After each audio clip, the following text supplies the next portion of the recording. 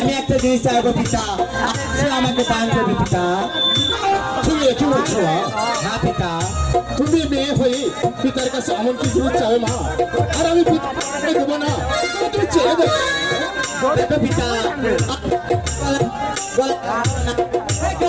হচ্ছে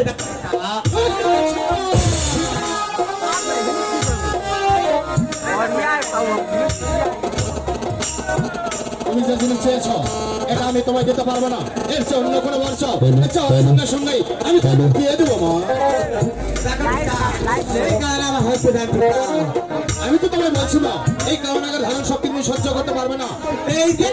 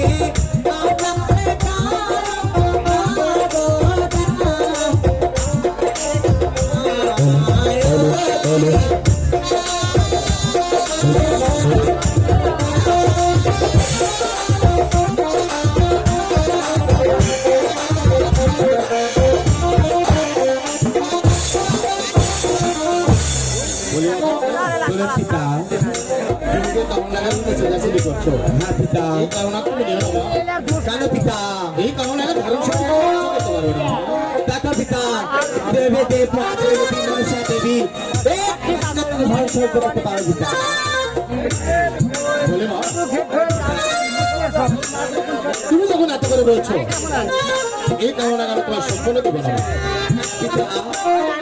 এই কামনাগার আমি 4টি ভাগ করবো, 4টি ভাগের একটি অংশ আমি তোমার মস্তকে অর্পণ করবো, এটাকে তুমি নেবে না? ঠিক আছে পিতা, এই নিব পিতা। তোমায় যে আমি 4টি ভাগের একটি অংশ দেবো, আমার 3টি শর্তের বিনিময় দেবো। কি শর্ত পিতা? আমার 1 নম্বর শর্তে কামনা নিয়ে তুমি শুধু খেলা করতে পারবে। ঠিক আছে পিতা। আর আমার 2 নম্বর শর্ত, আমার 2 নম্বর শর্ত কি পিতা? এই জগতে আমার যত ভক্তগণ আছে, যার ঘরে একটি ছেলে সন্তান জন্মগ্রহণ করবে, ওই সন্তানকে তুমি কামনাতে ধ্বংস করতে পারবে না। ঠিক আছে পিতা, আমি নুন কবিতার শুনবো, কখনো যাবো না পিতা। আর আমার 3 নম্বর শর্ত, কি শর্ত পিতা? তুমি জানি অনুভবে তার গুণ গাবে, তার কোনোদিন ক্ষতি করতে পারবে না। ঠিক আছে পিতা, করবে না পিতা। তাহলে এসো আমার কাছে।